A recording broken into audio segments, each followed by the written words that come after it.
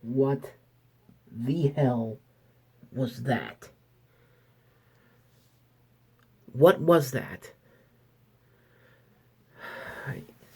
As you can probably tell, we're doing something very differently. I'm not showing you the clips from before the game or my preview beforehand, largely because I forgot to film most of them, but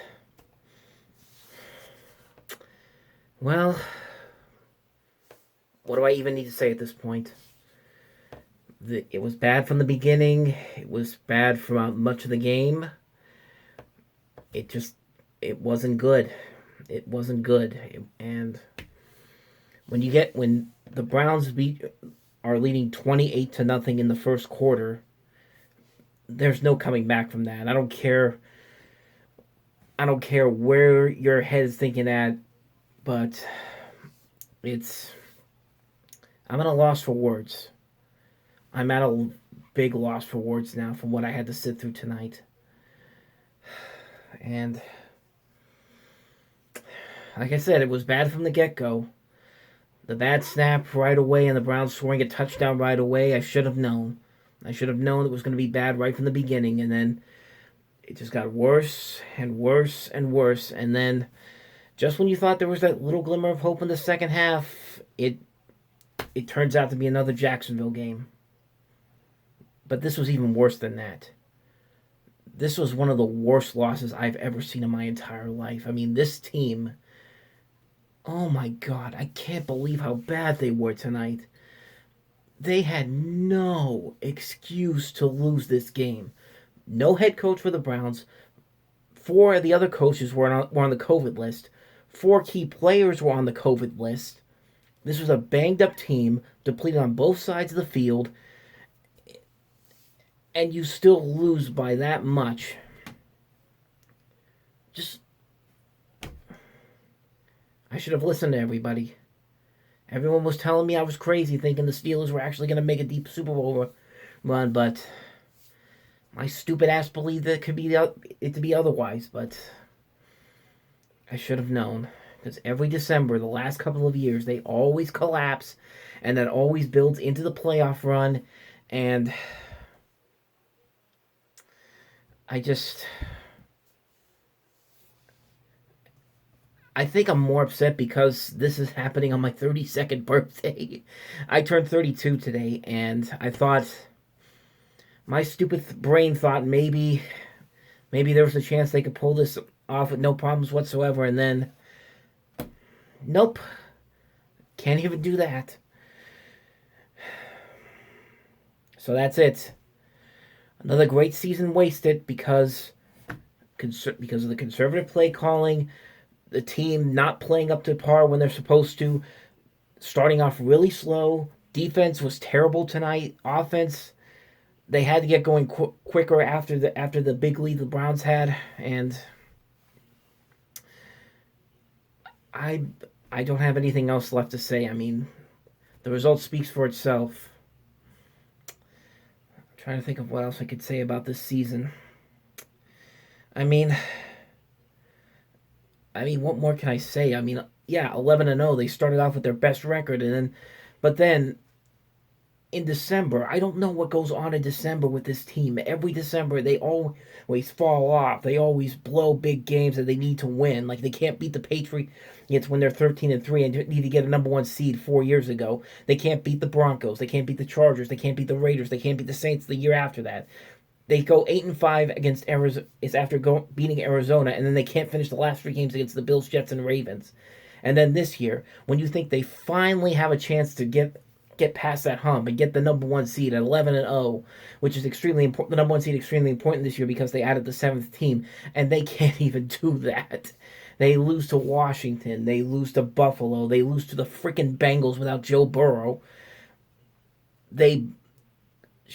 At this point, they shouldn't even have won against the Colts, honestly, at this point, because what was the point? What was the point? In the long run, it didn't matter in the end. And the worst part about this is, this team is going to look a whole lot different but this time next year, and they've got a tough schedule next year, because not only do you have the NFC the NFC North, where you got to play the Packers, the Vikings, the Lions, and the Bears. But you've also got to play Kansas City and Tennessee because you won the division, and you're going to have an AFC North team with the Browns back in there, the Ravens back in there, and a healthy Joe Burrow back in there. And the AFC West next year too is going to be tough too because the Broncos, Chiefs, Chargers, Raiders, you got to play those teams. And now there's a 17th game coming, and that means that the Seattle is. I think they said.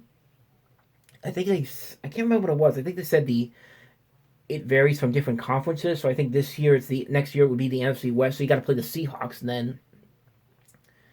And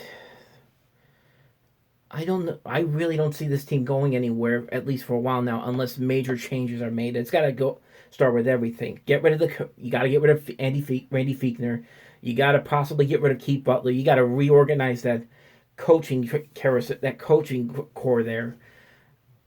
I don't know about Mike Tomlin yet, but I don't think Ben Roethlisberger's coming back at this point. Honestly, I'm not going to be surprised if he doesn't, but he looked devastated after that loss. Like sitting on the sideline watching Heinz Field when the game was over, and he had this look on his face like he was reminiscing. I got a feeling he's going to announce his retirement soon. Either that, or he's going to move on to another team. And you know what? If I'm the Steelers at this point, because we've been hearing these rumors about Deshaun Watson possibly getting traded, and they're saying like, if you're going to get him, you're going to have to send the Houston Texans 4 first-round picks. If I'm the Steelers, I'd probably do it because that's probably the only way you're going to stay competitive in the AFC North in the next couple of years. But not only is Ben Roethlisberger likely gone, Juju's probably gone, James Conner's probably gone. A lot of these key players that are essential to the Steelers team is going to be gone. It's just going to be a mess next year. I just really have a bad feeling about where this team is going to be going. This was their last chance to get a Super Bowl, and I just don't think they're going to get one until they get a much better team, a much better coach, a much better scenario with everybody on the roster. I'm just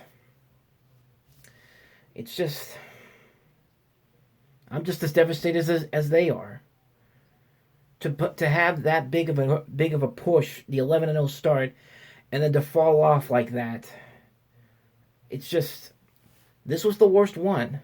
This is the worst loss I've ever seen in the playoffs. Like I was there. I was little when I saw the Denver loss in the AFC Championship game. I was there when the Jacksonville Jaguars New